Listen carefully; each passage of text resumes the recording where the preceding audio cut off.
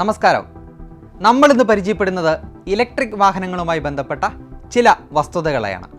നമുക്കറിയാം, ഇന്ന് ചെറുതല്ലാത്ത രീതിയിൽ വളർന്നുകൊണ്ടിരിക്കുന്ന ഓട്ടോമൊബൈൽ മേഖലയാണ് ഇലക്ട്രിക് വാഹനങ്ങളുടേത്.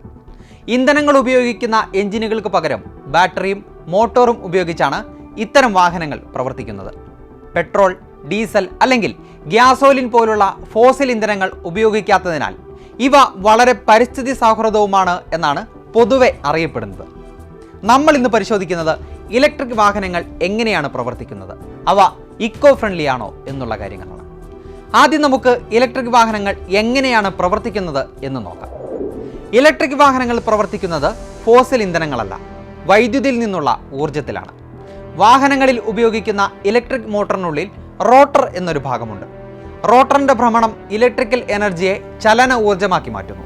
ഇലക്ട്രിക് വാഹനങ്ങളിൽ ടോർക്ക് പവർ ലഭിക്കുന്നതിന് എഞ്ചിൻ ഒരു നിശ്ചിത വേഗതയിൽ എത്തേണ്ടതില്ല. ലിഥിയം അയൺ ബാറ്ററികൾ ഉപയോഗിച്ച് നിർമ്മിച്ച ബാറ്ററികൾ വാഹനങ്ങളിലുണ്ട്. ഫോസിൽ ഇന്ധനങ്ങൾ ഉപയോഗിക്കുന്ന ഇന്റേണൽ കമ്പ്യൂഷൻ എഞ്ചിൻസ് ഉയർന്ന ശബ്ദവും ചൂടും ഉണ്ടാക്കുമ്പോൾ ഇലക്ട്രിക് വാഹനങ്ങളുടെ എഞ്ചിൻ നിശബ്ദമായി പ്രവർത്തിക്കുന്നു. വാഹനങ്ങളിൽ ഉപയോഗിക്കുന്ന എഞ്ചിനുകളുടെ എനർജി എഫിഷ്യൻസി കാരണം ഇലക്ട്രിക് വാഹനങ്ങളുടെ പ്രകടനം ഗ്യാസോലിൻ കാറുകളെ അപേക്ഷിച്ച് വേഗത്തിലാവും. വാഹന മോഡൽ, ബാറ്ററി പവർ, എഞ്ചിൻ ഭാരം എന്നിവയെ ആശ്രയിച്ചാണ് ഇലക്ട്രിക് വാഹനങ്ങളുടെ ആക്സിലറേഷൻ കപ്പാസിറ്റി നിർണ്ണയിക്കുന്നത്. പൊതുവെ എല്ലാ വൈദ്യുത വാഹന നിർമ്മാതാക്കളും സീറോ എമിഷൻ അവകാശപ്പെടാറുണ്ട്. പുകമലിനീകരണം ഇല്ലാത്തതിനാൽ തന്നെ വൈദ്യുത വാഹനങ്ങൾ പരിസ്ഥിതി സൗഹാർദ്ദപരമാണെന്നാണ് അവരുടെ അവകാശവാദം. ഇത് യാഥാർത്ഥ്യമാണോ?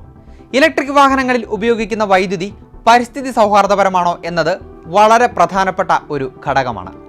ഇന്ത്യയിൽ ആകെ വൈദ്യുത ഉൽപാദന ശേഷിയുടെ 61% താപവൈദ്യുത നിലയങ്ങളാണ്. താപവൈദ്യുത നിലയങ്ങൾ പ്രധാനമായും call, lignite, diesel, natural gas, other oils എന്നിവ ഉപയോഗിച്ച് പ്രവർത്തിക്കുന്നവയാണ്. മറ്റു വൈദ്യുത നിലയങ്ങളെ അപേക്ഷിച്ച് വളരെയേറെ പരിസ്ഥിതി മലിനീകരണം ഉണ്ടാക്കുന്നവയാണ് ഇത്തരം താപനിലയങ്ങൾ. വലിയ തോതിലുള്ള ഗ്രീൻ ഹൗസ് ഗ്യാസസിന്റെ വിസർജനം തന്നെ താപനിലയങ്ങളിൽ നിന്നും ഉണ്ടാവുന്നുണ്ട്. വേൾഡ് ന്യൂക്ലിയർ അസോസിയേഷന്റെ റിപ്പോർട്ട് അനുസരിച്ച് ഏറ്റവും കൂടുതൽ കാർബൺ ഡയോക്സൈഡ് വിസർജനം ലിഗ്നൈറ്റ്, കോൾ എന്നിവയിൽ നിന്നാണ്. ഇന്ത്യയിലാകെ സ്ഥാപിത ശേഷിയിൽ ഏറ്റവും കൂടുതലുള്ളത് കോൾ ഉപയോഗിച്ച് പ്രവർത്തിക്കുന്ന വൈദ്യുത നിലയങ്ങളാണ്. അതുകൊണ്ട് തന്നെ ഈ വൈദ്യുതി എത്രത്തോളം പരിസ്ഥിതിയെ ബാധിക്കുമെന്നതും ഓർമ്മിക്കണം. അതാണ് ഇലക്ട്രിക് വാഹനങ്ങളുടെ ഗുണവശങ്ങളെപ്പറ്റി ചർച്ച ചെയ്യുമ്പോൾ തന്നെ അവ പരിസ്ഥിതി മലിനീകരണം ഉണ്ടാക്കുന്നില്ല എന്നുള്ള വാദഗതികളെപ്പറ്റിയും ചർച്ച നടക്കേണ്ടതുണ്ട്.